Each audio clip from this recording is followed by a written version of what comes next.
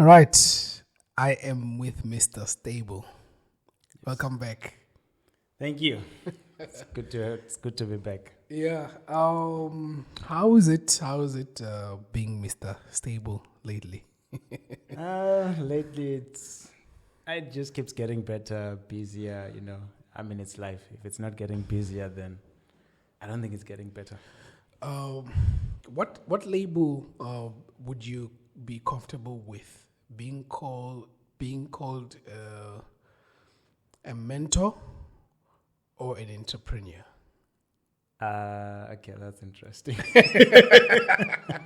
I knew you'll have something deep in your sleeve, because Like literally, I just thought of this on the spot. Literally, I didn't know. shucks, there's always some question that's just gonna be, unexpected with you. Sure. Okay.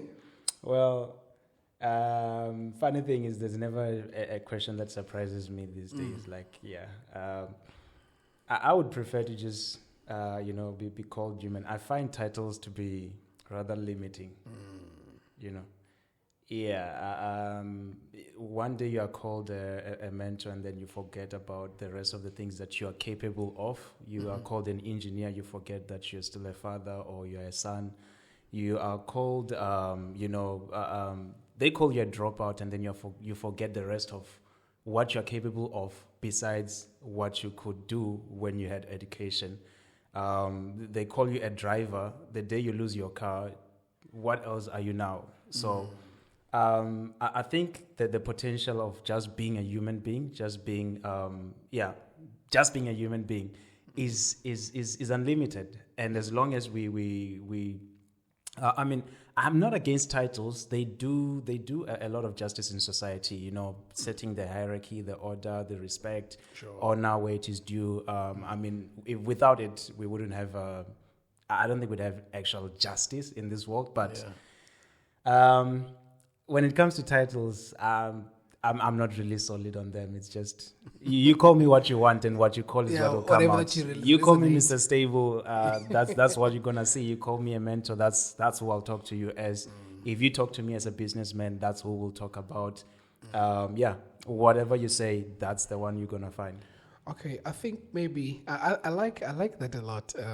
Like titles, it's true that they kind of like they do limit people. And you'd want to, and I mean, like, I don't want to reiterate what you were saying, which is basically titles, they limit people, and but they also bring order in a sense. Yeah. So you at least you can play around with different roles wherever you go. Sure. And then I think in being a human, right? There's several things that you're working on as a person. Maybe you just enlighten us, because I think I just want people who never listened to it to our first conversation to kind of like bring them back to who's Ishmael Ratshikombo. Okay. What am I busy with? I'm busy with a couple of things. I easily get bored, so I need to find many things to occupy me.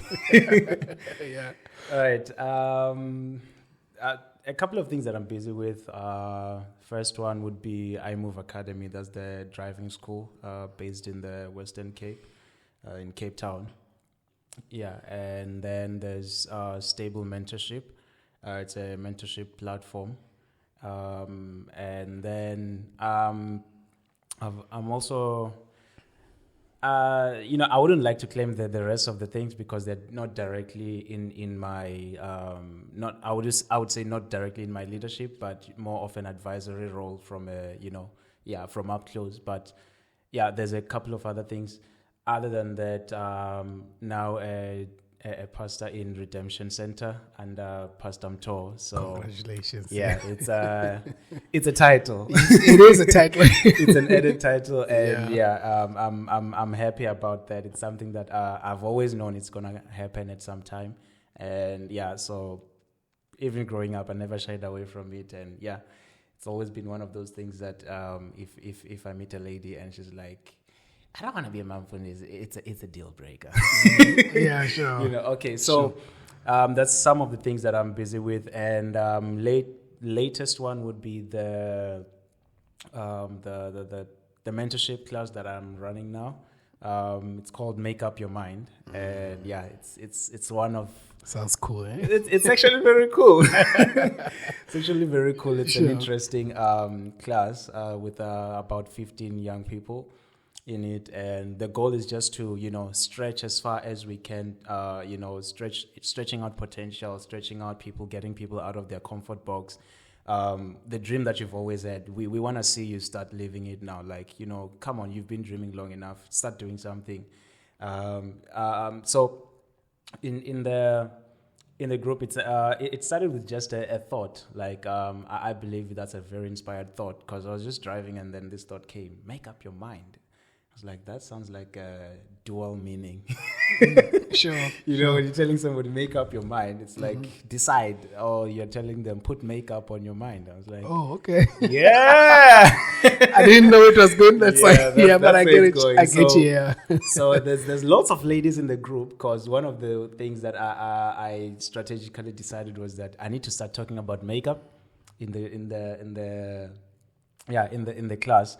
So we talk about makeup, and yeah, most ladies are shocked to find a guy talking about makeup, especially in Africa, quotations. So they're like, makeup? This guy, what are you? What is this? So it's a fascinating thing. Talking about makeup, and then we bring it home to talk about the relevance of, as good as you look on the outside, make sure your mind matches the outside as well. Yeah, You're throwing bombs there. we have to. Okay. We have to. There's a lot of good-looking people these days, but we need substance. It's a world where we need substance. It's in the kind of days where mental fortitude is very mental fortitude is very critical to the survival of just the best survival of mankind. Or just an individual, if your mentality or your mental strength is below par, it's troubling times. All the unemployment rate, and it's a lot of things that are challenging out there. But it all comes down to the mind. It all comes down to the mind. So the mind has always been this one thing that's very fascinating for me. And as much as I study it, the more I discover that it looks like a rabbit hole that I'll never get out of. So. That's a few things that I'm busy with right now. Yeah. I think maybe just to get dive deep into the make up your mind. Maybe we can just, I don't know if you're at liberty of talking about it. Sure. Yeah. Let's go. So you say, okay, because I just want to understand, because you said but some of the things that you're talking about is like, it's actual makeup, yes. Right? Makeup, yes. Yes, it's actual makeup. Yeah. And also putting content into the human into the mind. Yes. So like, let's say you have a person of substance, like what you're saying. Yes. So what are the processes of maybe joining, if you're still taking in any students, or if you're working with students or anyone, and then even with that, so what are you offering? Like, how long is it like 6 months? Okay. And all those stuff, yeah. Yeah. Currently, okay. What's the way to join is very simple. We just if you're interested in joining, we talk, and then we have the initial talk. In person. I always like to do things in person.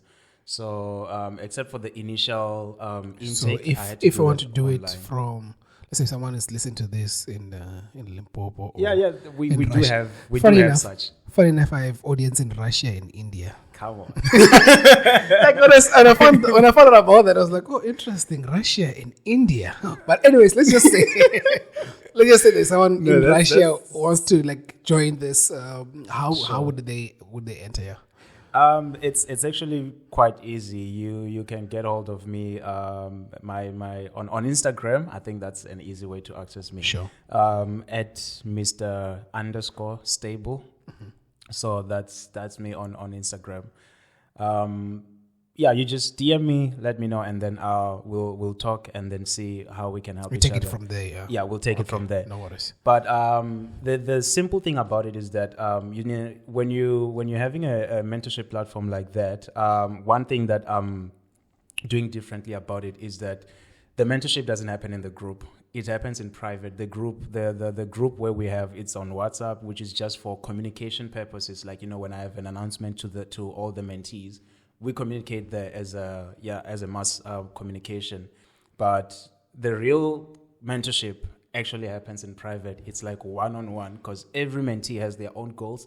Every mentee has their own, challenges, and we need to address that for real.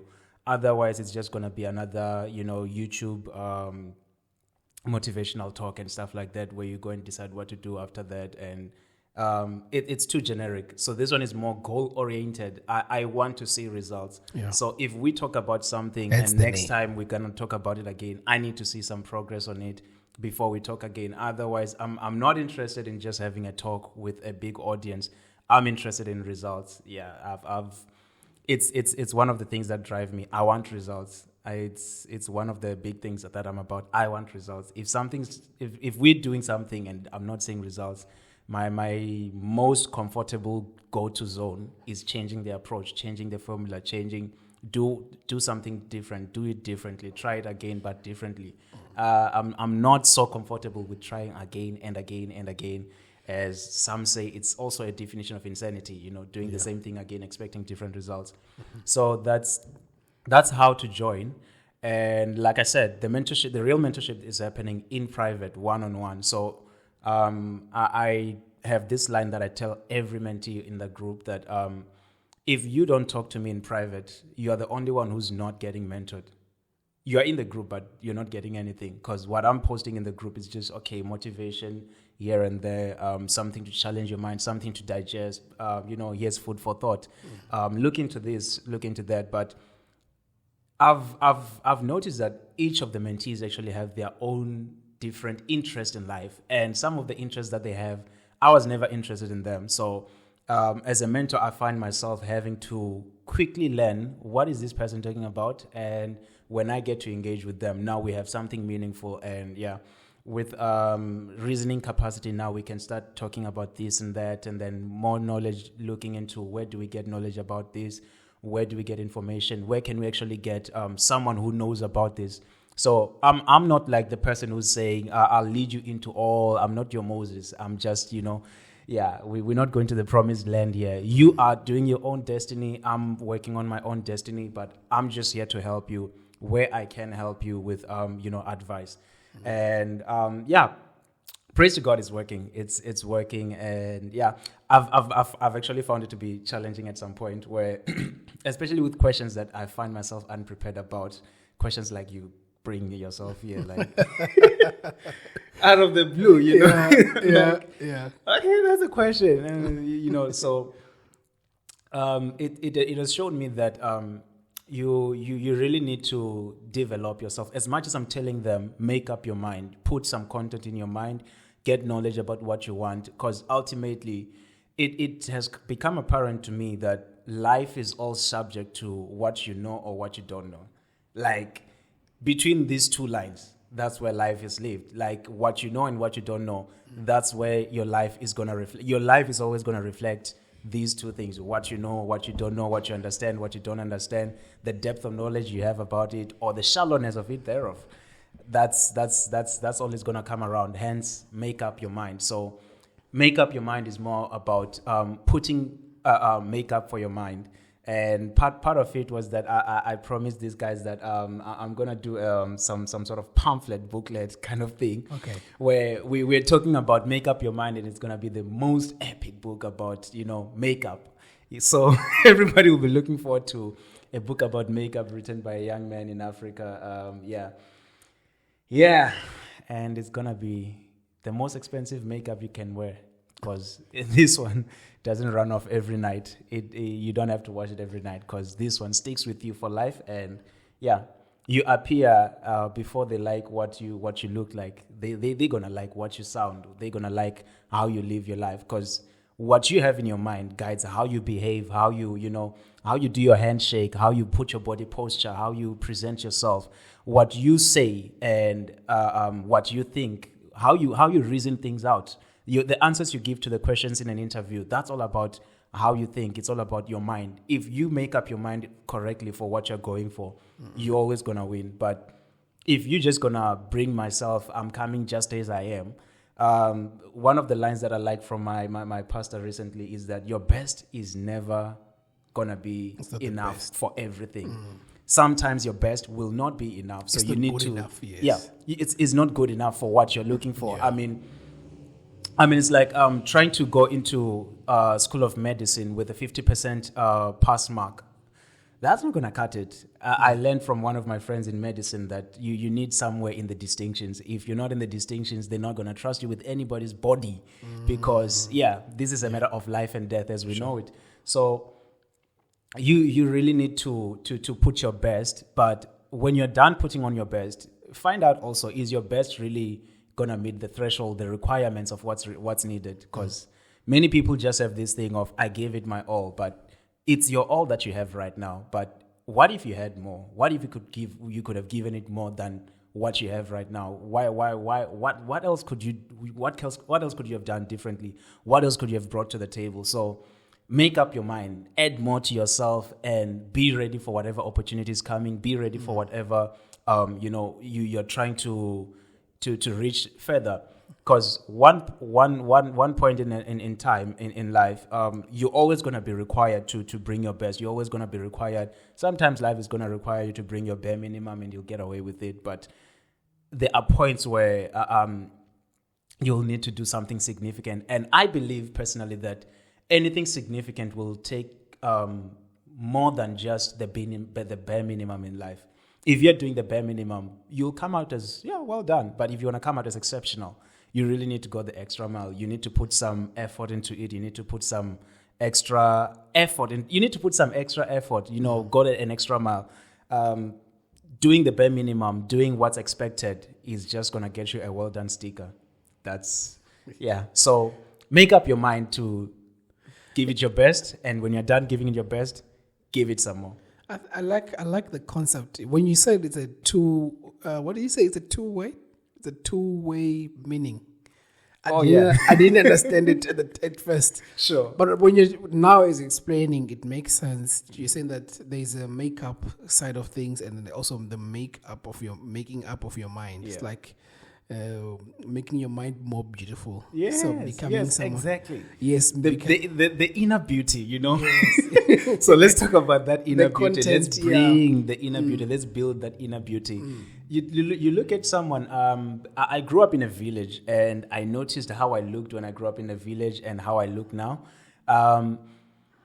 It differs how you build yourself. The looks are intentional. It's not just because I was born like this. There's some people that are living where I grew up, and just adapting to the status quo of where they are living.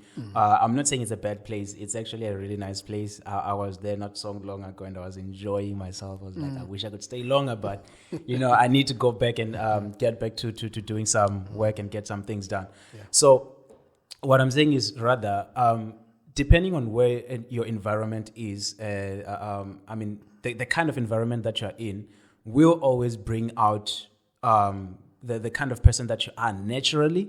But if you challenge yourself to a better environment, a better you will come. If you don't challenge yourself and you neglect yourself to a worse environment, you'll end up in that kind of worse state. You look at someone who's living in the streets. If you take them out of the streets and they actually want to come out of the streets and they work on themselves and they adapt to the new environment, they'll definitely be looking better, cleaner and, doing better with life. And if they challenge themselves to now want to go corporate and all big class, big boy, big sharks swimming with the big boys, they'll end up looking like one. But if you never think of that, if you never challenge yourself to that kind of level, you'll never get to that. So the mind is not going to grow on its own just because you're aging. Aging is natural, but building of the mind is an intentional thing. It's called building because it's intentional. There's no building, a physical building. There's no infrastructure that's built by coincidence that just erupts out of the blue. It all takes intentional planning, efforts. A lot of things go into the building. And the interesting thing about it is that the depth of the work and the preparation and the cost, the bigger the budget, the longer the time it takes, except if you're in China, the deeper the deeper the investment into the building, the better it will be, the bigger it will be, the better the quality and all of that. But if you just go and try and like, okay, I have some bricks, I have some, concrete, let's do a building. And overnight, you just start doing something. It's going to show as well the results that this was poorly planned, just, overnight effort. So hence why make up your mind. You need to put makeup. I was inspired by, as I was researching about it, that a lot of ladies take lots of time. I'm going to say ladies because predominantly ladies are the ones that use makeup. A lot of ladies use a lot of spend a lot of time on makeup, and when they spend time on makeup, they don't just it just doesn't start at the table where you're making the makeup. It starts with aspiring, looking at what I want, and you go and find the correct color. You go and find the correct tone. There's the cooler tones. There's the warmer tones. There's the numbers of your skin color that match your skin color. You don't just go and pick the white, the whitest one that you want. Yeah. And now you're gonna look like a ghost, So all of that effort that goes on behind the scenes before you even sit down and put on the makeup, and even on putting the makeup, there's ways of doing it that make you look like the kind of person that you want to look, except just a puppet with just lots of clay on the face. Yeah, like a clown. Yeah, you don't want to look like a clown, exactly.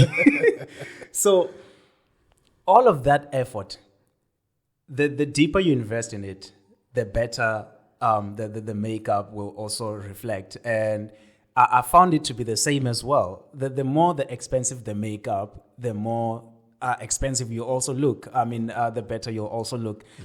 With, of course, some exceptions. I mean, you can get some cheap makeup and still get away with it. If you do it really well and you know what you're doing, you can still get it done. It's just like fashion. You don't have to be wearing the most expensive clothes to look good, but we can always tell the difference when you are wearing it. I think this is a very brilliant idea. It's worth patenting. Like you must go. Actually, that okay, you patented this stuff. I hope by the time I release this podcast, no one has already thought of taking it. Oh, don't worry about that.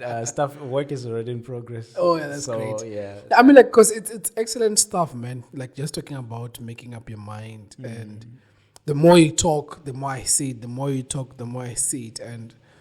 And they usually say that you are a product of your thoughts, something like that. Yes. So if or you're a product of your most dominant thought, they even say something your like that. most dominant thought. So it seems like it's something which is one of your mentors when they mentees rather. Yeah. When they are in, I would reckon it's something that will really make them up. They have to be made up. Yeah. I see what you did there. Yeah, it's excellent. It's seriously excellent stuff. I love that. So the actual makeup. So I understand the makeup part, which in terms of the making up of the mind. So how does the actual makeup comes in? How are you incorporating it? That's easy. Do you have guys as well? So there are guys. So how don't tell them they're just filling in the space. Sure. There are guys because I'm actually mentoring a couple of people, and some of them are guys, some of them are ladies. So in that group, it's just all the people that I've been mentoring privately. So I was like, you know what, let me bring them all into one place so that they all get equal, service. At least I can put some minimum threshold of how much they are getting out of me. And then those who come privately, that's where now we are adding on to that foundation of what we're doing in the group. But like I said, nothing much happens in the group. If you're not in touch with your mentor privately, you ain't getting nothing. Like what's happening privately is actually everything. In the group, it's just like, hi, hello, have a nice day. Here's a food for thought. That's it. Nothing directly linked to you. But if you come privately, then I'm interested in what are you busy with? What are you doing? How can I help you directly? Who do I know that I can link you up with? Who knows better than I do to help you more relevant to what you're doing? If you want to build a podcast channel, I'll link you up with Zdeke owner, the founder of Zdeke podcast, because that's someone I know. I'll link you up with people that have the equipment to set up your own podcast. If you want to do a recording studio, I'll link you up with someone I know who's a producer. If you want to do what's this? If you want to register your business, I'd rather link you up with someone who does that professionally, so that you get a professional help and don't just end up with compliance issues in your business. Self-service help works, but there are certain levels where you need to, get professionals to help you. Yeah. Hence why we get mentors, because on my own I can do something, but with a mentor I do it better. I do it easier. It's easier. I saw that necessity for myself, and that's one of the things that really motivates me every day to do it for others, because without a mentor, I wouldn't be doing how I'm doing, what I'm doing. I wouldn't be where I am. It wouldn't be overkill to say I owe a lot of my success, or what is there of it to my mentor, because before that, my dreams were small. My dreams were not as big. And when I dream, it's just a dream. I wake up and then I live life again. But then it takes one other step to wake up and dare to live the dream. Mm-hmm. That's another step. So, that's. So because you were asking about the makeup, the makeup, because I want to understand. Right. Okay, how do you merging the two? Yeah, the makeup is actually, it's more like a pickup line, to be honest. Okay. Honestly, I'm not really big on makeup. I don't really care much about makeup, but I've come to take interest in it so that I can bring this agenda and awareness. It's something that's really deep in my heart to get people's minds to work that to their best. Like, your mind can work to your best. I'm not saying you need to become a genius overnight, but you can reach your level best of what you have. You can develop that beyond what you have ever imagined, because your own mind, funny thing is, that does not fathom the fullness of your capacity as yet. And the more you develop it, the more it fathoms the next level that it can achieve. It's like, you only see as far as you go. If you're standing in one place, you can't see further than what you're seeing right now. So the further you go into it, the further you can see. The further you go, the further you can see. If you're standing at the coastline of Cape Town, you can only see as far as Robben Island. But if you go deeper into the ocean, depending on which direction you're going, you'll end up seeing some coastline of South America or Atlantic, So the further you go, the deeper your mind sees. The more you stretch your mind, the more your mind becomes open to seeing the possibilities and the capacity that you are fully capable of. So I really want people to be aware of that. Your mind is really capable of more. You are capable of more. And when I'm saying your mind, I'm talking about you, because you are what you think. People would say you are what you eat, but I'm saying you are what you eat. You can catch me outside if you want to talk about it.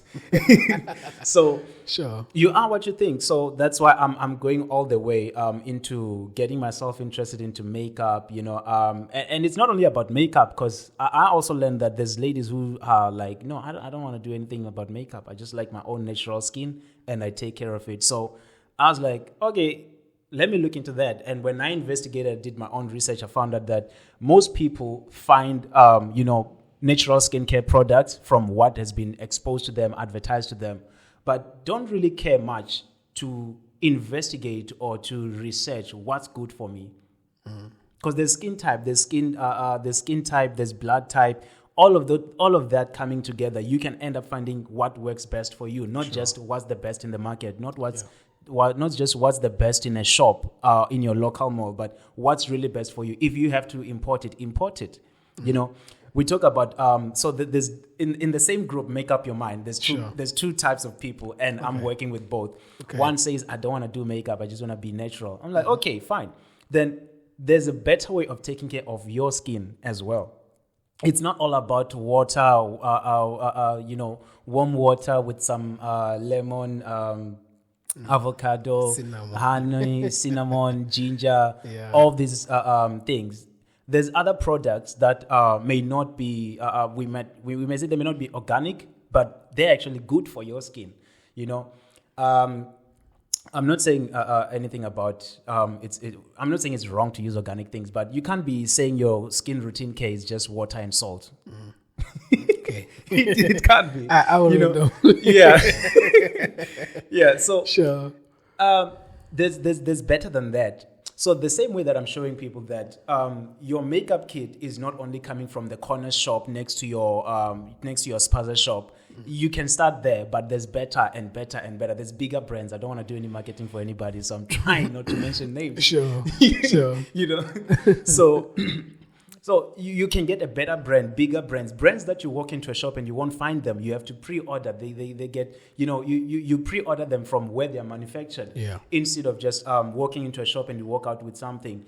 Just like the same way that you walk into a shop, into a Toyota dealership, you walk out with an Etios any day you want. But you don't just walk into a Rolls-Royce dealership and walk out with a Rolls-Royce the same day. They've got to be custom made.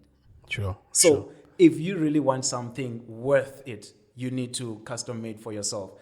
Bringing it home now is like everybody they ingest or they absorb the information and the life that they're exposed to, never trying to bother to find out for themselves what really works for them, what really do they need. You know, everybody's just reading the book that's this is the latest novel, this is the best selling novel this year, never bothering to see what do I really need, what could really change my life today.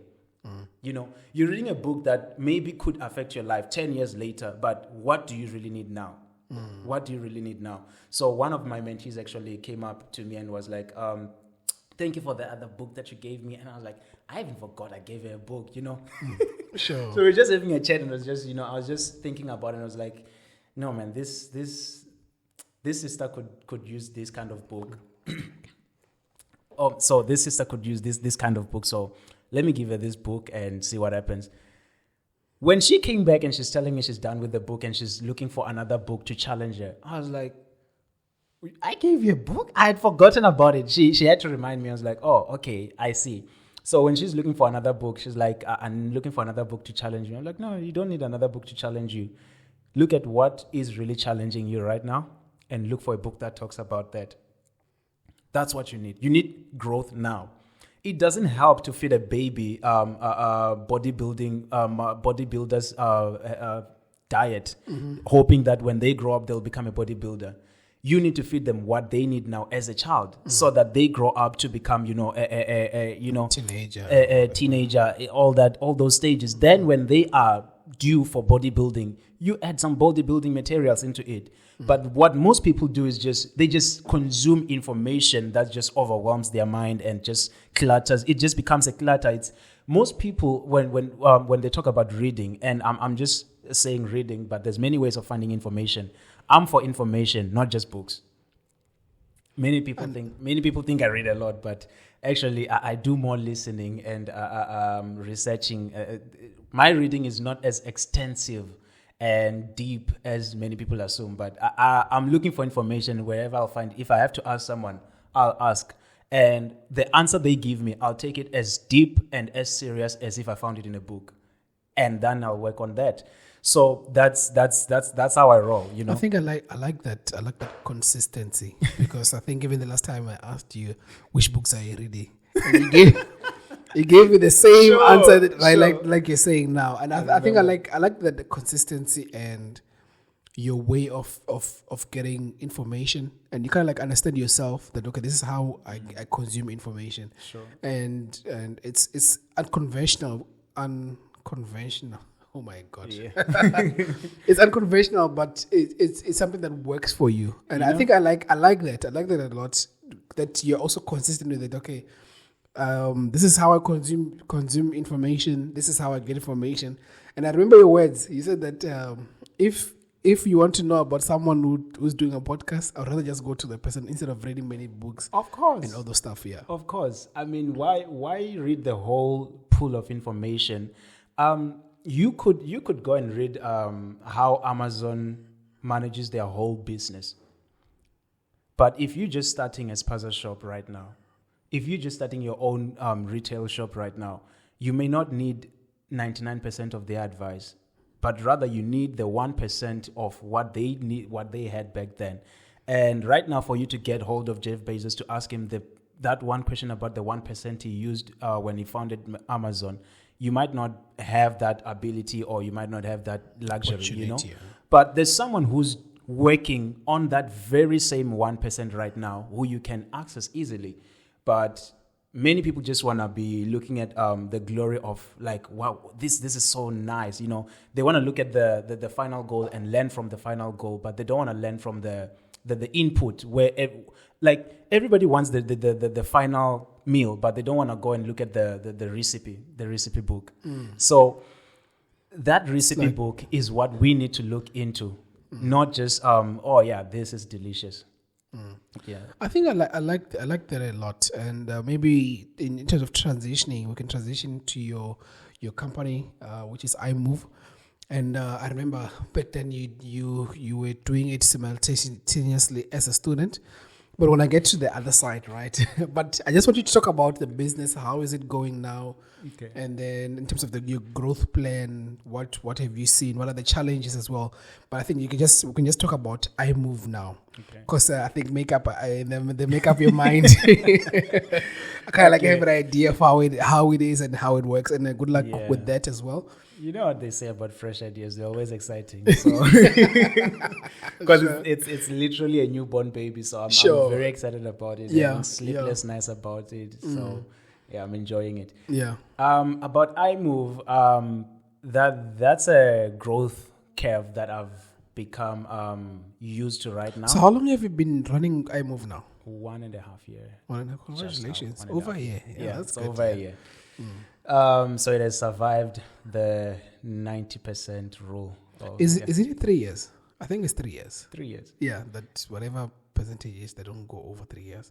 90% of the businesses that are started don't survive the first year. Is it? 90%. Oh, 90 that's, is a lot. That's the last statistics I read in South Africa anyway. So yeah, so we made it across that mark. Well, congratulations! Yeah, that's a big one. Yeah, thank you. But yeah, the goal is to go all the way and much further. So one of the things that I've had to learn, or I would talk about one thing that I'm really grateful about iMove for, is that we've had about 90% pass rate, and none of the 90% paid a bribe in South Africa. The South Africa we know, where cool drink is normal. If you're not in South Africa, cool drink means bribe. So working in such an environment, and you're not participating in such foul things is has been a challenge. It's been a challenge, I won't lie about it, but we've actually embraced it and found a way to use it as one of our, capital lines, that we don't do bribes here. So if you're coming here, the price you see is the price you pay. You don't have to go behind doors. We don't have a back door. It's the front door or the front door. So that's it. With the business side of things, we have grown to now have part-time employees and one full-time staff member, excluding myself. So the staff member is the one who's doing like all the admin work. So yeah, at the moment he's doing all the admin work, and yeah, quite a job to be honest.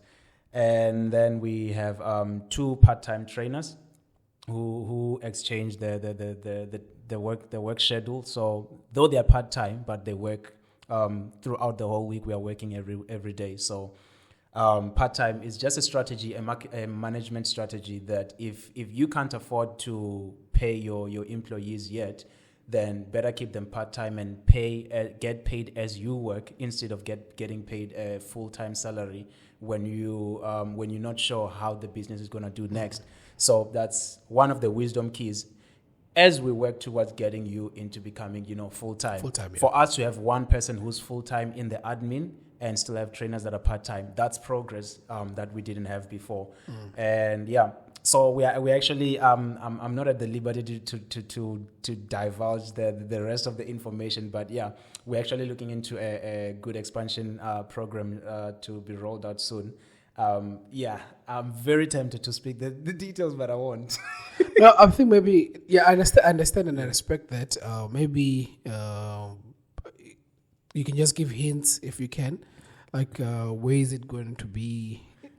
It's expansion. You said expansion, Yes, right? it's expansion, Yeah, but yeah. not it's expansion, but not in the sense of going to other provinces or other towns. Or So or yeah, that. it's just But diversifying your it's more business. like we are growing the quality of what we are doing internally and growing the structure of what we are doing and how we are doing things. Oh, sure. Okay. And also becoming more visible in the communities where we are. Of course, that also comes with also taking into our capacity some more territory. So of course, there's a bit of widening of our radius of operations, but it's much more about the internal operations in when I'm saying upgrading. Yeah. Because when you upgrade the quality of what you're doing, it becomes easier to spread out. It's like when you want to build a franchise, I learned this one on I actually learned this principle from a documentary I was watching. When you're What's the building name of the documentary? the same it's what's the documentary? McDonald's.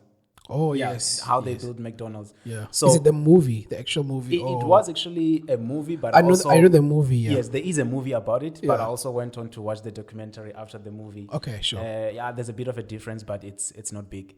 So, I mean, a movie has to be interesting. So Yeah, they'll sure. always put some sugar and spice into it. Yeah. Yeah. Definitely. So what I learned was that when you're planning to be big, when you're not just aiming to be local and just your friendly neighborhood driving school, you need to work on quality before you expand. Otherwise, everything that you're expanding and all the strengths that you have as a business will expand with the business. Same with the weaknesses. So we need to improve on all of that before we can expand into going into other places. So that's what we're actually really working hard on right now. Working on the quality, upgrading it. I mean, it's been working, but just because it's working doesn't mean it can't be improved. Famous Black Panther line. Sure. Yeah, Yeah. Wakanda forever. 11/11/22. I can't wait. I saw the trailer. I can't wait. Yeah. That was like a very emotional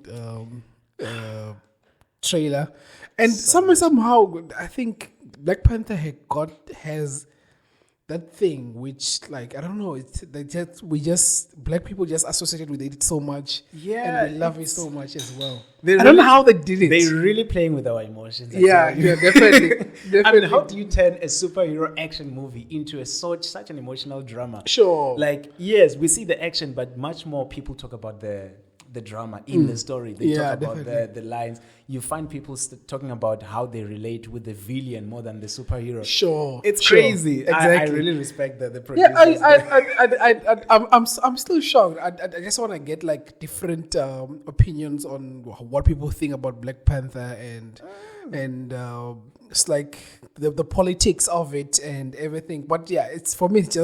I'm just shocked at how captivating and how people are looking forward to actually watching the movie.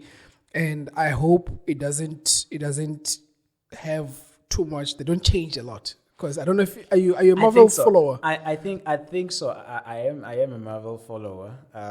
Because people are not happy with Love and Thunder. People are not happy with Love and Thunder, but when I saw the second trailer, I was like, I'm all for entertainment. Yeah, as much as I'm about, let's come on, guys, give your consistency in what you're doing. All the feminism coming into it, that talk. It's true. A lot of feminism is going into the Marvel's world, but. When I come back to Black Panther, I really feel like I agree with you. They really need to give us more of what we didn't get enough of last time. I mean, like the storyline it's good to reinvent something. Yeah, true. intensify the same storyline, or just continue from where we left off. Especially with the death of Chadwick Boseman, we were left with such a shock right there. I actually saw the trailer also on Instagram, and when I went into the comments, There was nothing about the movie but Chadwick Boseman. Every single comment, everybody's just talking about, T'Challa. It's just, it was so emotional in the comments as well. Like, this was supposed to be a movie, but now it has become a memorial. Yeah, definitely. I think that's one of the most captivating things about it. And as much as we are looking forward to a movie, I feel like people will be having a memorial rather, and that's one of the things that's already becoming an engagement. Why people are so engaging with their emotions more than the entertainment they're looking forward to. So and I think an interesting one. It's very much important for them not to drop the ball here. I don't know if you were a follower of Game of Thrones. Yeah. At a point, Game of Thrones it was like a hyperbola, and then just went all the way down. So we're just hoping that even the producers, the way that they do the storyline, at least they must make justice to the whole Black Panther. What they do after this, it's up to them. But at least this coming one, it better be a very good storyline. Everything has to be on point. They better make sure. Yeah, consistency is what we are looking for from them. We are exactly. All fingers crossed. We really hope they keep their consistency. Sure. We didn't get enough, to be honest, from the first Black Panther. Yeah. So that was like a small detour, but we're still talking about IMove. Bring it on. Yeah. So you were still saying that there were things that you were doing like upscaling, and if you upscale mediocrity, it runs throughout what do you call this? The business. System, yes. So I think you were just explaining that and how important for you guys to kind of like have a very quality check at the moment. Yeah, quality is one of the most important things. You look at KFC, everywhere you go, you'll get the same recipe, except in some places where, mistakes happen. I like to believe that it's mistakes. You go into any franchise, you find consistency. So what we need to build right now is consistency internally, and then before we replicate anything, because whatever you replicate, you will replicate everything that's within. You don't just replicate the good only. Though you have good intentions, you don't replicate your intentions. You replicate what you actually have. The real product is what you replicate. The plan, that's your intentions. That's what you want to replicate. But what you will find as the result is exactly what is in the product. So the original needs to be refined before we go to scaling it up into other places as well, and the rest of the systems. So that's the one thing that I would say. We're really about in iMove right now. You also asked about challenges. I don't know if you answered, but some of the challenges was operating during the lockdown, going up and down, closing again and reopening, stage 4 back to stage 3, 2, and then stage 4. Wait, is it stage or is it level? I'm not sure now. I don't know. We don't even care. We have ESCOM now, so I'm not sure which one's using levels or stages. It doesn't even matter. So that up and down of the lockdown was also affecting us. So you look at the business and I have this plan and this is what I want to do, but the environment you're operating in keeps on changing. And as a new entrepreneur, you're facing all the challenges you never saw coming. You have to adapt. If you don't adapt, you might as well shut down. Because there was a point that I actually thought about it, like, okay, why should we keep running? Why should we keep going? Why not close this thing right now? Why keep going? And we had to look back into, as the founder, I had to reflect back on why did we start in the first place? And I looked at it and I was like, no, it's worth continuing. So why did you start? Why did I start? The first reason I started was I wanted financial independence for myself. And the second reason was I'm passionate about job creation and, seeing other people rise. So that's why even at a small business like we are, we do have more employees than you would expect. But that management system of how we keep all of them together is what keeps us running better. Not saying that we don't have challenging times, but we manage it. Managing it is how we do it. That's basically how business goes. If you manage it, it's gonna go. If you don't manage it, it flops. So management is the key word in business, no matter what business you're into. That's one thing that I've learned from IMove so far. So then I came to the decision that no, this is worth continuing for several reasons. It's an investment into the future, and we've come too far to just leave it here. And yeah, so we're not going back. And the decision to actually refine it and to upgrade it came after the consideration that no, this is not closing. So I decided that it's either this is closing, or if it's going, it better go big.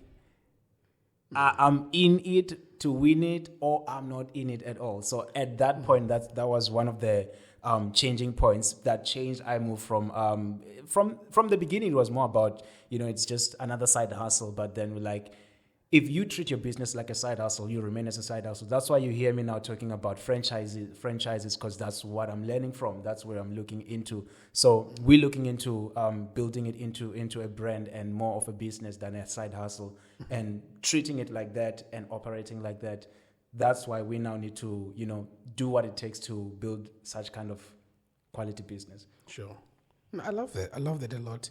And as you're talking, I was just thinking about something now to say, what's the most I know you've talked about a little bit, but what's the big takeoff of being an entrepreneur that way? To say, okay, what are the big lessons that you have taken out of this 1 year, 6 months, if not 3 months that you have had? It's a very dangerous lesson, but I'll share it anyway. Sure. Take a risk. Okay. Yeah. Take a risk. You only live once, man.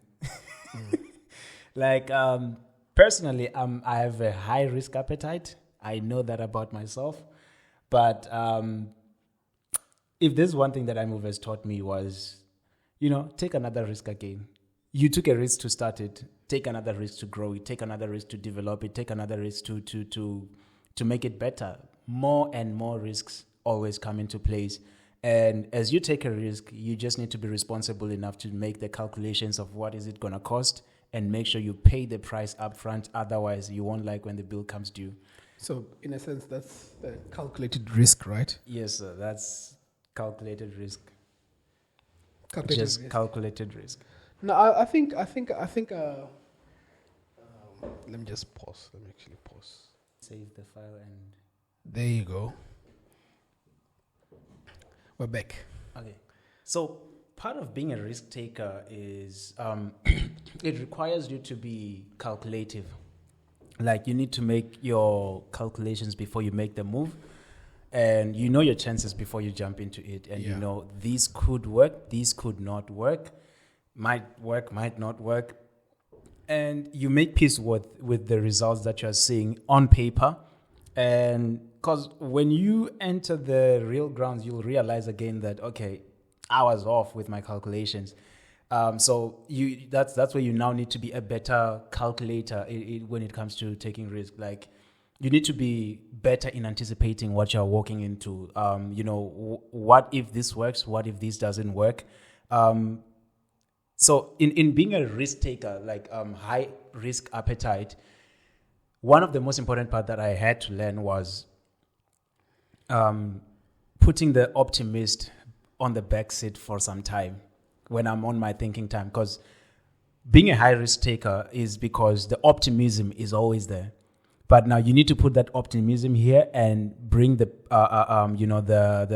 bit of a timid person that's in you. Like, okay, I need to be all negative right now and just see, and then you work out of the negative calculations. That's where you need to calculate what if it doesn't work. Because the optimist, that guy will always tell you, my man, this is going to go right. This is going to boom. This is going to be great.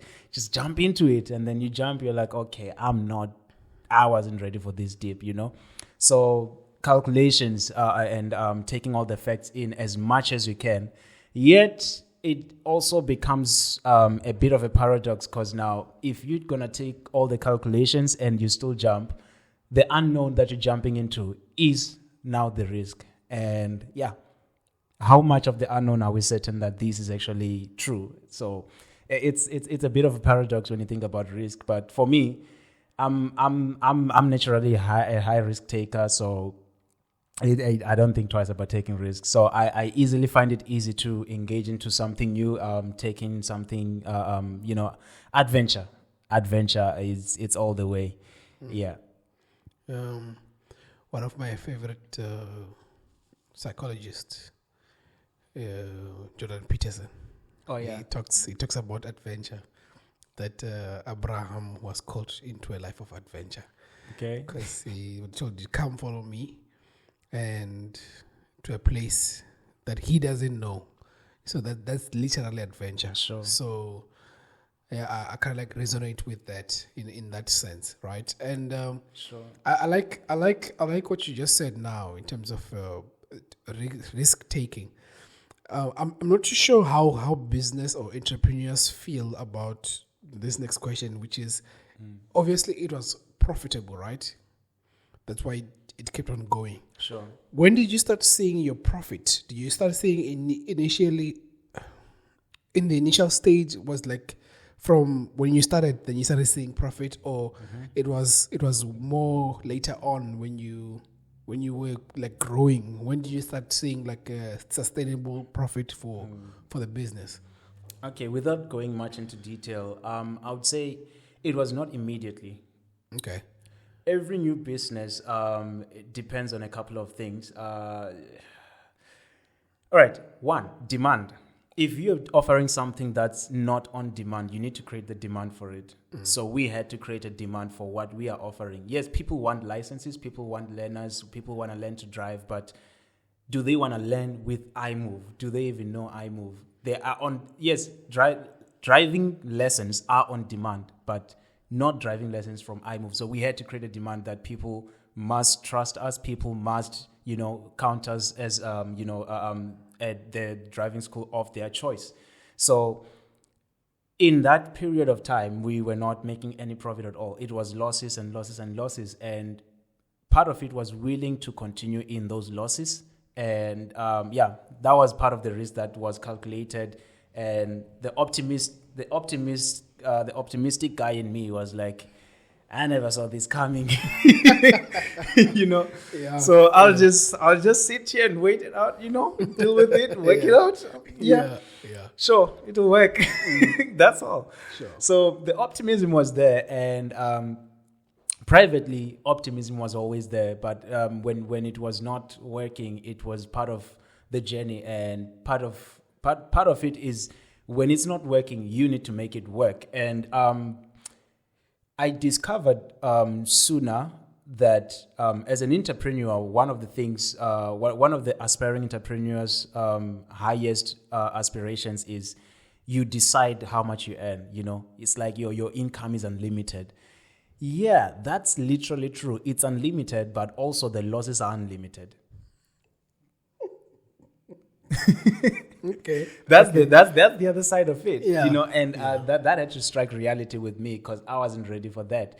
I thought I was, because at first I jumped in as an optimist in the most in most of it, and I worked hard as an optimist, and brought the team to work hard as well. So it came to a point where losses were continuous, and we're like, no, we can't continue making losses. What are other businesses doing that are making profits? What are we not doing what are we not doing that could bring us profit? What are we doing that's making us lose? What else can we do?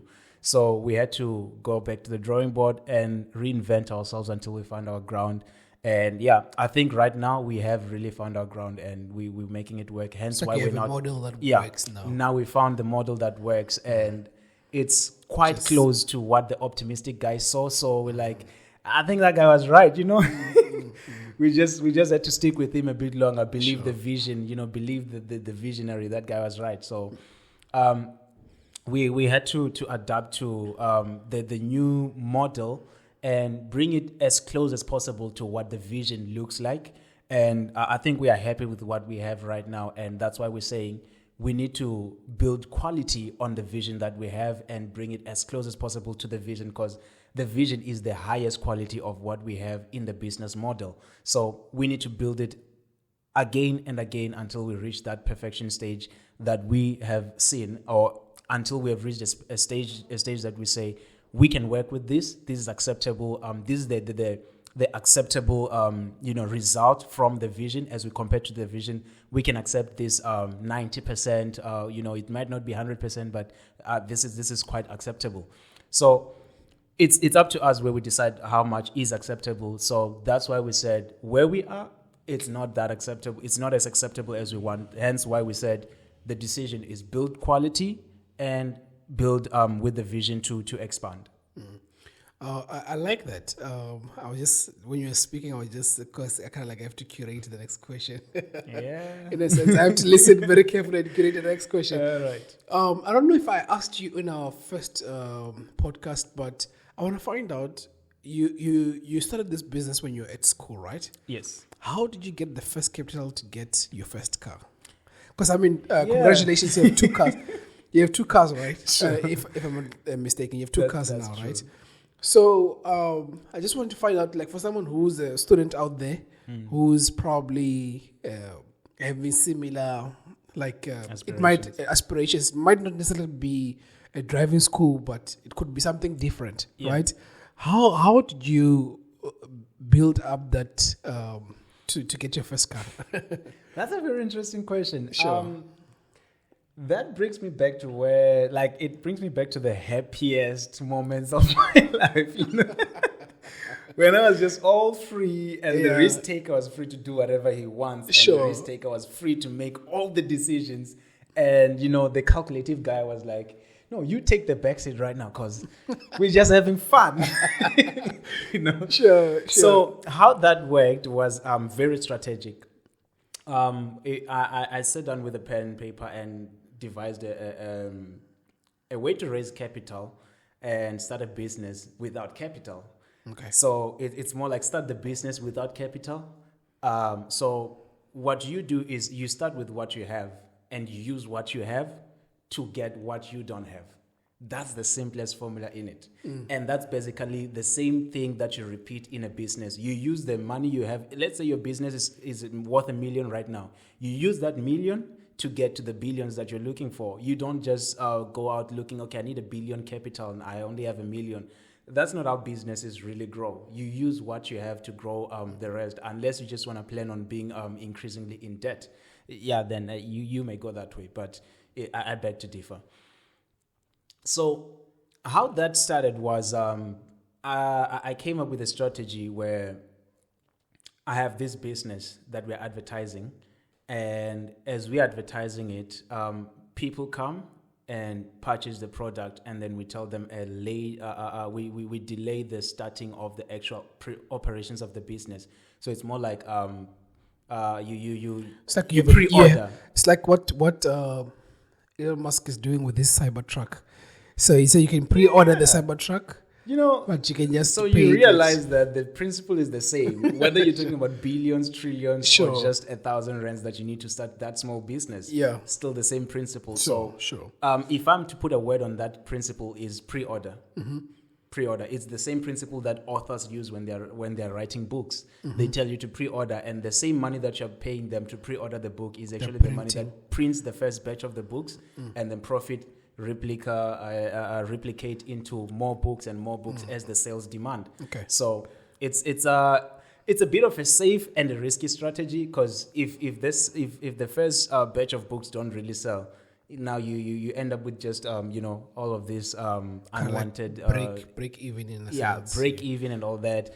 But in a sense, it's quite a bit of a safe model for books.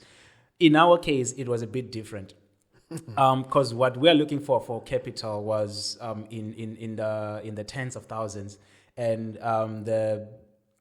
what we had at the moment. It's one of the things that it's one of the lovely stories that I like to tell my mentees, that when I started IMove, I had 4 Rand 67 cents in my account, and I decided I can't be broke. I know too much to be broke. I'm too well taught. I'm too well learned to be broke. I think too much to be broke. I have too many ideas to be still broke. I cannot take this anymore. So let me take all the things that I'm passionate about, all the things that I'm about in this life, and bring it together and say, with what I have, what can I do? The best thing I had was an idea. And part of that idea was understanding myself and understanding that I'm a strategist. And I can make a strategy out of anything. I can make a way. I can work a way out of this. Sure. So I'm that guy. I believe strongly in myself and in the strategies that I'm capable of creating. So I looked at the whole business and like, okay, we need tens of thousands. How do I start? If I had 1,000, what would I start with? And I saw that I could start with just branding. One. And I noticed that with 467 cents, it's not going to work. So what else can I do? I went on to, finding a way to talk to one of my friends who's a graphic designer. And I'm like, dude, I need you to do this for me. As soon as it's done, I'll pay. Working towards a goal that I knew that at a certain date, I would have a bit of money. I think it was just about 500 Rand. And as soon as the design for what I was looking for was done, I made payment for the design, and then we're like, okay, cool. We start marketing the driving school. There was no car. Did I mention? Interesting stuff. Yeah, sure. Yeah. So we started a driving school and started advertising and all of that without a car. And we set up a system, and we designed the whole business as if everything was ready. Who's going to train the students? I will.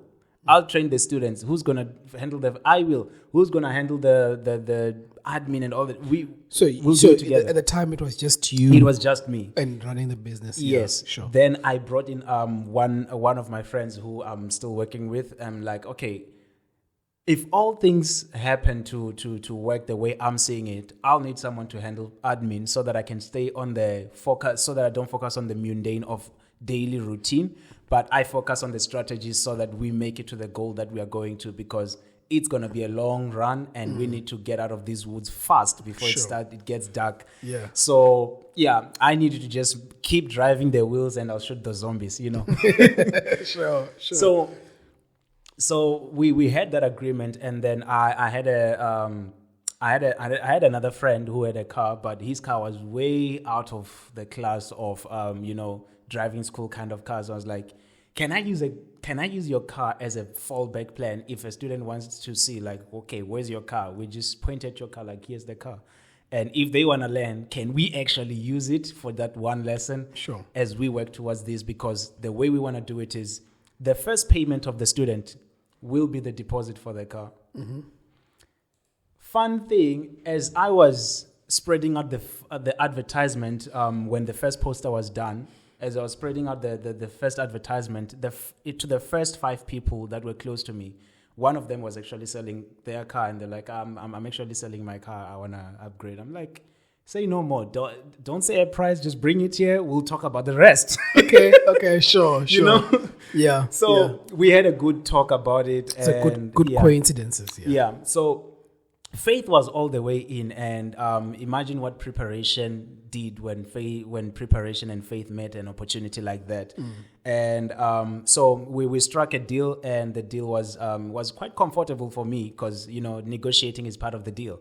If you can't negotiate, you can't do business. That's one of the things I learned, and that part of negotiating, that one worked for where we were. But then I learned quickly that I need to get better at negotiating, because man, I could have gotten a better deal still.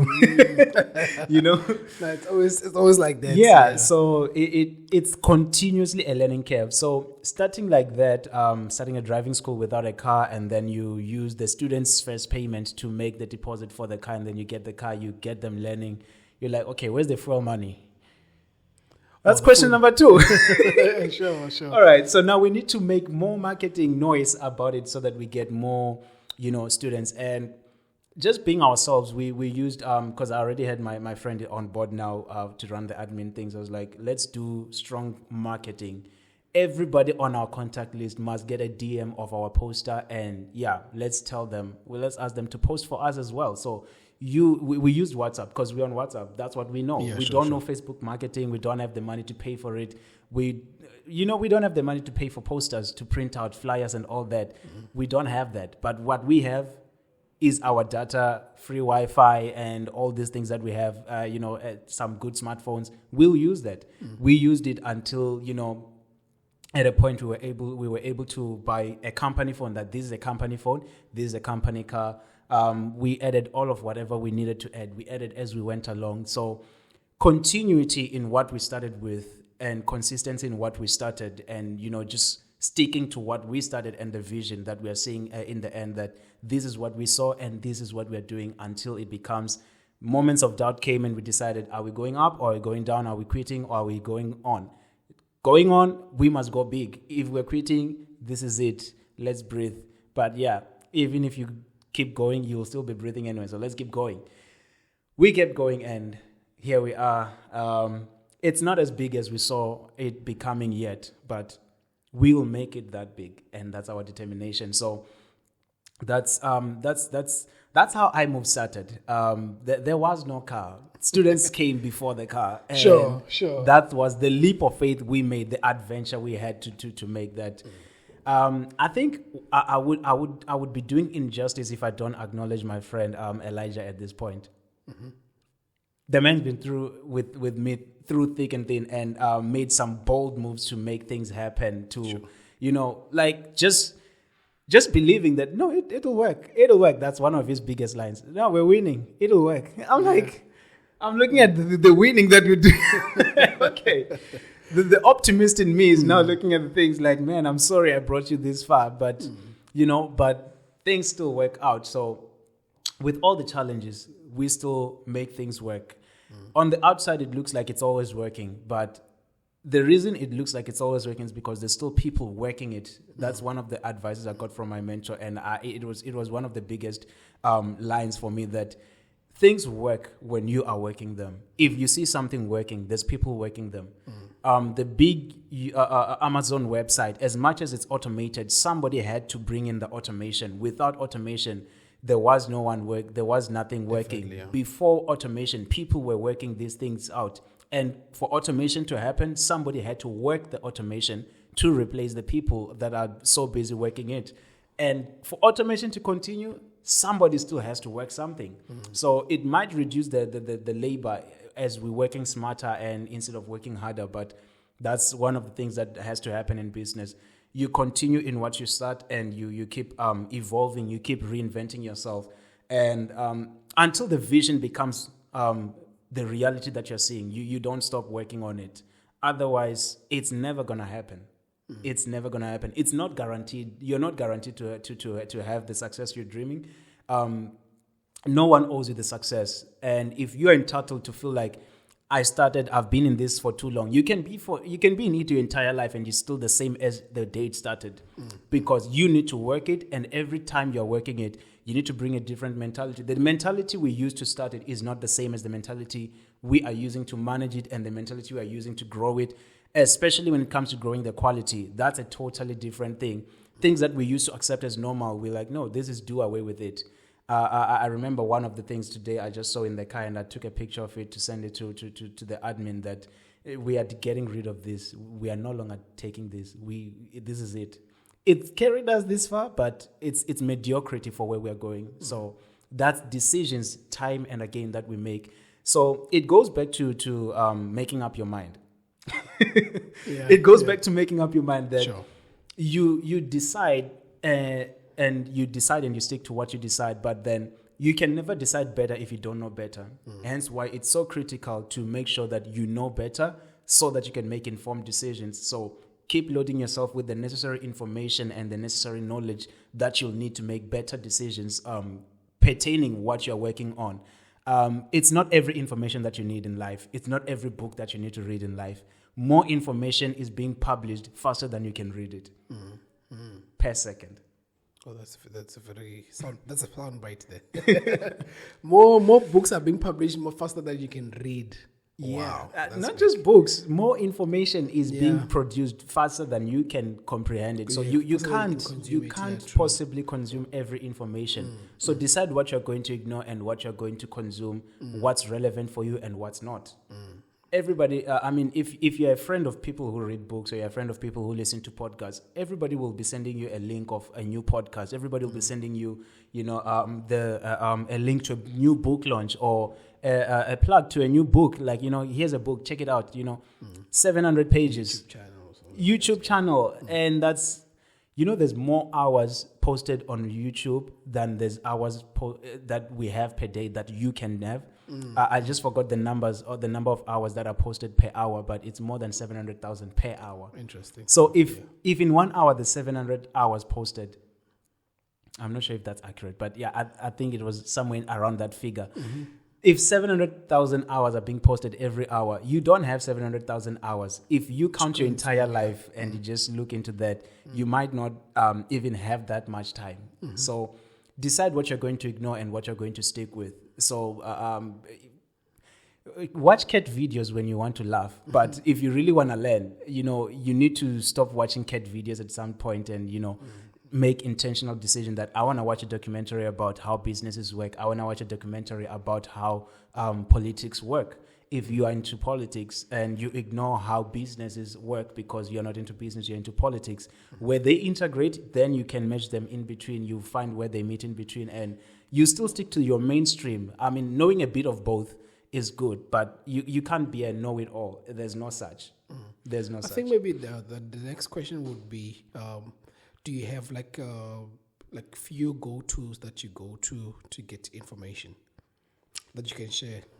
My go-tos Whether for it be YouTube for information, I like YouTube. I live a busy life, and I'm trying and working on managing it and scheduling it better, because I realized that part of why some of my things look like I'm too busy is basically because my scheduling was not as good as the work that I'm trying to put into it. So if you schedule things better, you'll always find time for all these things. So YouTube makes it easy for me because it's tons of information and different perspectives, different people. I get to choose what I want and eliminate what I don't want. Fast forward the information. I can listen to information twice as fast as it was recorded, saving me the time,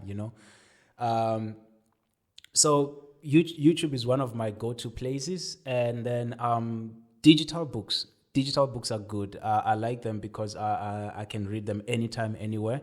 And I can just take out my phone as I'm waiting for someone or I'm waiting for something or in a queue or something, and I just look into that. And I'm all caught up with the information that I need. Some of that is just websites, random websites about different things. Some people like to read Reddit and all these other official forums. I don't see the difference between Reddit and websites. It's all the same. It's all online and it's information people publish. I feel like websites might be a bit, websites might be a bit or organized because someone takes time to research and to refine their information before they post it. But Reddit is more like someone just speaking out of their experience, of which both have their own relevance. But, you need to find what are you really looking for at this time. So in all the information you are reading, even in what you are looking for, even if, let's say, if you say you want to read about politics, you also need to choose which politics do you want to choose and which one do you want to ignore. If you're reading about politics, are you going to listen to the communism or the capitalism? They are both politics, but you choose what to ignore and what to choose as your main course. Not saying that you ignore everything, but at least be aware. At least you come across it and then it tells you somewhere. So, sorry. Maybe it's because of the question that I'm going to be asking. Okay. What are you doing for fun? What do I do? I think maybe one of the phlegm was like, okay, this question. No, man. So what are you doing for fun? What are you keep doing to keep yourself busy? And what kind of music are you listening to? That's hectic. All right. For fun, Actually, let me not even claim this one. I'm not saying I do. I like playing golf. Okay. Yeah, I find no point in playing sports where we're fighting for a ball. Why fight for it if we can agree on who's going for it now? All right, okay, this is just a punchline I like to throw every now and then about golf and other sports. I know you like soccer slander. No. I'm not even. Okay, I'm not even a fan of soccer. I don't watch soccer. I don't play soccer. That's what I'm saying. That's a soccer slander. Knowing you, yeah, I know you don't like soccer. No wonder you say. That's fine, man. I mean, Sure. we can't all like the same things. Yeah, definitely. Definitely. We need the variety of or the Lionel Messi's, and all that. So my fun, I like for sports. I like golf. I like golf. Sure. I also like watching movies. So that's sometimes when I'm watching YouTube and I'm getting informative content, it's fun for me. It may not be as fun for others, but that informative content that doesn't look like it's Stimulates fun. your mind. It stimulates my mind. Yeah, sure. I find it fun to learn. I think me. I think I would agree with you as well. That I've just not seen it as fun, but that engaging with someone who's throwing nice ideas and you're playing around with them, it's a. I think that's why you have a podcast, so that you get people throwing ideas around. Sure. Then you get to ask them difficult And then questions. which artists are you listening to, and what music are you listening to? With music, I like I'm very much into gospel music, praise and worship music.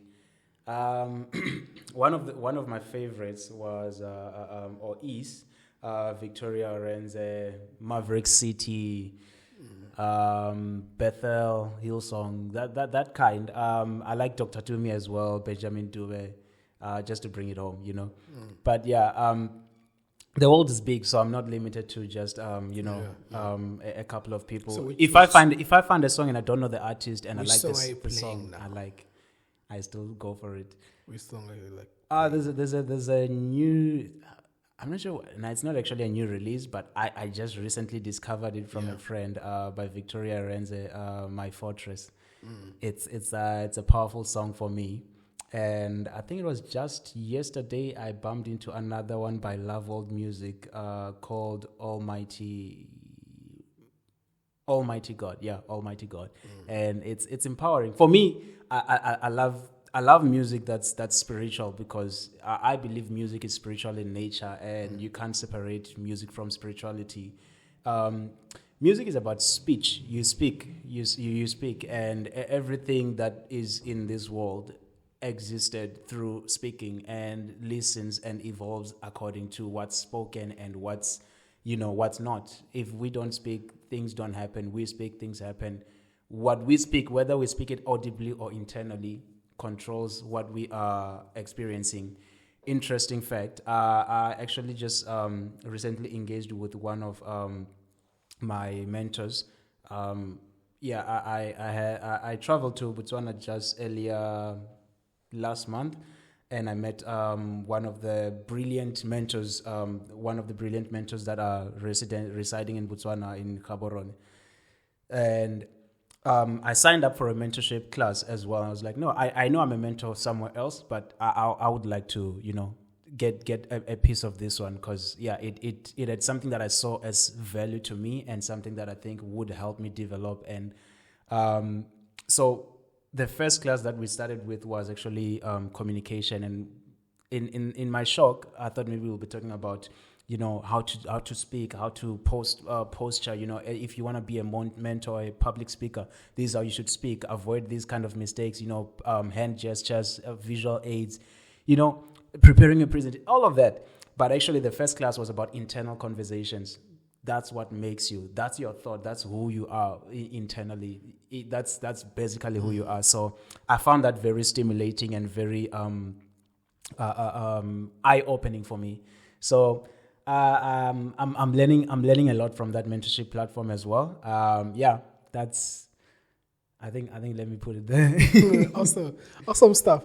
I think because the way that I wanted to set up this conversation, I wanted to end up with the big stuff, right? Okay, let's go big stuff. So, okay, besides this business, do you have any other business that you're working on? I think we can just confirm if there's any business that you're working on. Oh, definitely. I'm always up to something. Yeah, I'm just saying that is there any other business that maybe you're working on at the moment besides IMove? Yes. There are other things that I'm working on. Not on my own, not alone, but I just don't want to speak too soon. That's all. No, I mean, like, is it? I mean, something that you're working on, which let's say if it's the business that's working now, or not conceptual in a sense. No. At the moment, it's all conceptual. What's not conceptual is rather. 'Cause I think you were driving as well. No. Hold on. Sorry. Yeah. Yes, there is another business. I'm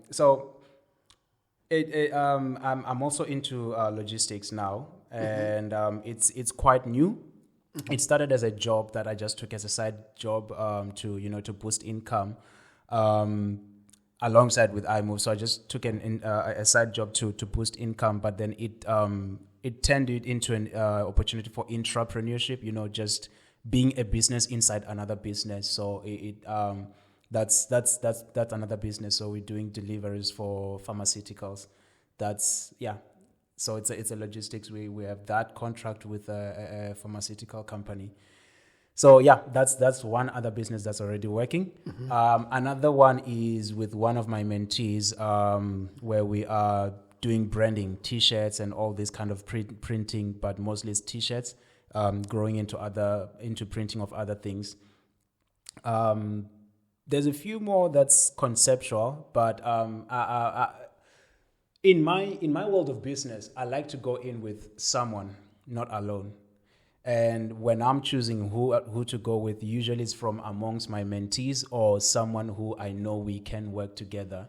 I take business serious as relationships. If I don't see it working, it's fine. It's not you, it's me. That's where we leave it. So interesting stuff. So I look into the relationship first with the person I'm going into business with. Yeah. Especially if we're going to be working together as co-partners or as co-founders. That's a very serious thing for me. Yeah, definitely. Businesses tend to fall out not because they're not making profit, but just because people are not getting along or they have different philosophies and all that. Or what they want is different things. Someone wants to make profit now. Someone wants to get paid now. Another one is patient with getting paid later. That is also important. So when that's something that I think as an entrepreneur you need to consider who you partner with. Also, I like to work with people who are low risk to balance the risk taker in me. Because if we are both risk takers, I once partnered in one of the adventures with another high risk taker, and sure. It ended up interesting. So sure. I was like, okay, lesson learned. Yeah. So most of the things that I could talk about are actually conceptual, but right now I would prefer to talk about what definitely I would on the ground. Exactly. That's why I was trying to run away from conceptual businesses. Yes. And for us, I'll call you when they come through. I think we did talk about the printing business on the previous podcast as a conceptual. Really? Yes. Okay. I remember. I think we did, and then now, so now it is running, and we're doing just fine for a startup. We're getting there. Yeah, that's very good, man. Congratulations. Keep on pushing. Thank you. Yeah. They say they are watching. Yeah. Something like that. So now the big thing, you get to a point where you have to drop out.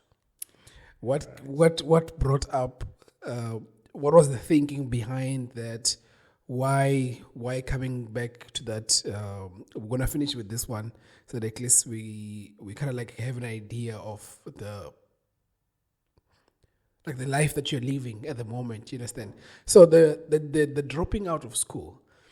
So what informed that, and just to get someone who's also in your shoes, who's a student, and they're kind of like running so many things simultaneously, and how hard was that decision, or how easy, depending on how it is.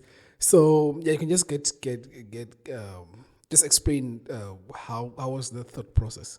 Um, that's quite a core thing to me right now. Like, yeah, it brings up memories actually. It's something that I've been wanting to do for years. Because in my own vision, or in what I know that I want in life, is that I have no use with whatever I'm learning in school, um, or rather I have no use with the qualification. I can use the information I'm learning, it's education, but um, as for the qualification, I have no use for it. I don't see it being relevant anywhere. So that one fact made it easy for me to decide that I don't need this. But the difficulty was understanding that I'm not just, an individual living in my own island, but I'm also a son in a house somewhere, and I have parents who have expectations upon myself. So I lingered with this decision for years.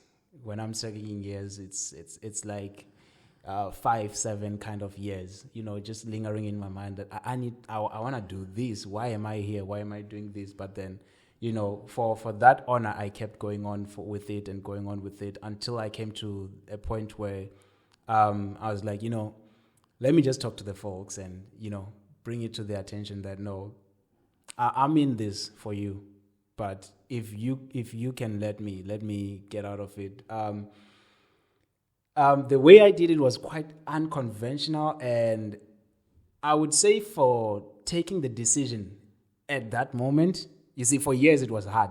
But when it came to the moment where things were either black or white, it was easy for me because the risk taker, as always, doesn't fear anything, jumping into the unknown. So that was one of the things. And then I got some wake-up calls from advices from my mentors and family that, you make a decision, you got to live with it. You know that? I'm like, yeah, I'm very much aware of that, and I'm going to live with it.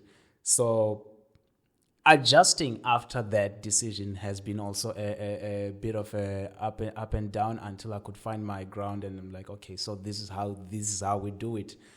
Getting out of free Wi-Fi, free water and electricity, free accommodation from school, and now you have to pay for all of that. You're like, okay, who pays for water? Yeah. So that's some of the new things that I had to learn. I mean, I've lived outside school before, I've paid rent before, but doing it by myself and not my parents paying for me, that was different. So it's a new life, it's a new curve, and I wouldn't have it otherwise. I'm positive about it. It's all in or it's all out. If I'm into it, you won't have to ask a question. I'm either all in or I'm all out. I don't like giving half of myself to anything. If I'm doing it, I'm going all in. If I'm living it, I'm living it all together, and I want nothing to do with it. So the difficult part for me was, bringing my parents who grew up in a society where education was everything, and that's what they were taught. And now here I am seeing that my life actually needs none of that. So how do I now bring it to their attention and, still win that conversation? I actually got the advice from two of my friends, this couple, the Bentles. We were on a trip in Botswana, and we were just talking, and they noticed this guy is not here. He's not in his mind is not here. What's happening? So they just asked, like, are you fine? I'm like, yeah, I'm good. But to be honest, this is what's on my mind. So I was honest with them. I was open with them that, yeah, this is what's on my mind. I've decided to leave school, and right after this trip, I'm going home to confront the parents. And they're like, okay, that's sure, the usual reaction you get when you talk about dropping out of school. And I was like, yeah, this is as expected, So I was like, yeah. So that's what's on my mind right now. And they gave me some advice on how to go about it. And I think they were one of the biggest contributors, except for my Pastor Mtho.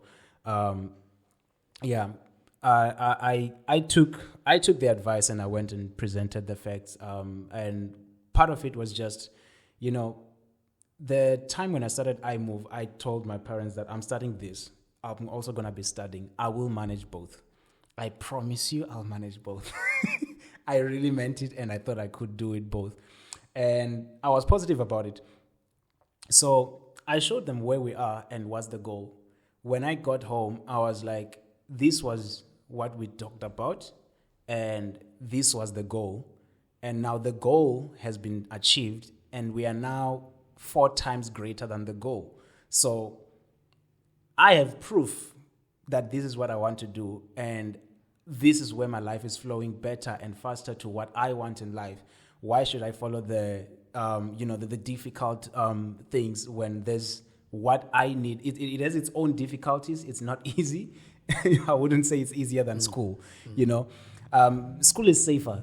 Stick in school. Stay in school. Dropping out of school is not something I would advise anyone to do. I would always challenge somebody to not. I would give you every reason not to drop out of school if you want to ask for my advice about dropping out. Because the risk taker in me is comfortable with that. But I've learned that my risk appetite is quite higher above average. So in that knowledge, I would advise anyone, assuming that they have an average risk appetite, I would advise that, just be sure, make your decision by yourself, because at this point, I cannot advise anybody to try it. It's kind of don't try this at home situation. Sure. So that was the difficult part for me, just, proving to the parents that this is actually working and this is what I want to do. So allow me to do this. And how was their reaction like? Their reaction was quite, I think I would say my friends, the Bentles, they saw it coming. Though when I talked to them about how it went, they were like, oh, okay, that's a shock. Mm-hmm. We were expecting something different, some resistance, but actually they gave me all their blessings, and they just, exactly the same advice that I got from my pastor is what they said as well. And I was like, okay, a testimony of 2 is better than 1. So if I'm hearing the same thing twice from 2 different people who never talked about this, it's probably what I should look into best and take as the best advice out of this. So I took that advice as word, and I've been running with it. And I'm really grateful. It's a society that's quite different. Being in Africa, I'm saying Africa with quotations, in South Africa. For our Russian audience. Yeah, definitely. Being in the society that we grow up in, it's quite a narrative of go to school, get a job, and earn high, and pay your bills, and get out of it. That's the narrative. But when you choose something different, you have to justify it, you have to defend it, you have to fight for it, and it's not gonna get easy. So I had to put on my fight and know that I'm going to fight, and if I'm dying, I'm ready to die. If it means I'm gonna be homeless, let it be. If I'm gonna sleep, I have a car. If I'm gonna sleep in my car, let it be. If I have to sell the car and quit everything, it's fine. I'll do it. But I took all the worst case scenarios and I put them into my mind, and I'm like, even with all the worst case scenarios, it's still worth the go, and I went for it. I think that's very brilliant, and I think before I talk about because I just like how my mind works. I have so many questions, but I want to say something. So I think that's something that's very beautiful to kind of like find out. I mean, there's a lot of entrepreneurs who are well known, who have had a similar story as yours, and whether it be Bill Gates, who's this guy, the Facebook guys, all the guys, yes, they dropped out. Yeah, so I mean, what you are on is something which those guys were about. Though people liked throwing in they dropped out from Harvard. Yeah. But you see, it's one thing that I'm saying is they have more to lose.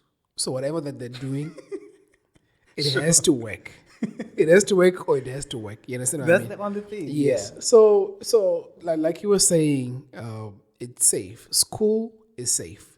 Very safe. School is safe. You go to school, results.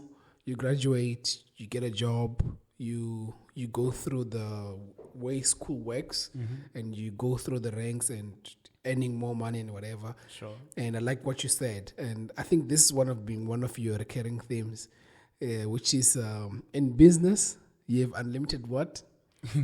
Income. Possibility. You understand? And I like what you just introduced now, and also in unlimited losses. Yeah. But those running a business or doing what you're doing, it makes you learn more about yourself and learning more about other people. That's so true. And that's something that I appreciate as well, to see other people who are running businesses, because they're learning a lot about themselves and they always evolve. You're forced to evolve. You're forced to make up your mind. Sure. You understand what I mean? Of course. And I appreciate our conversations and our acquaintance. At least it's very encouraging on my end to say that, okay, you know what, there's someone who's doing this, and if you want to just jump the wagon, because I mean, like, it's not only the dropping out of school.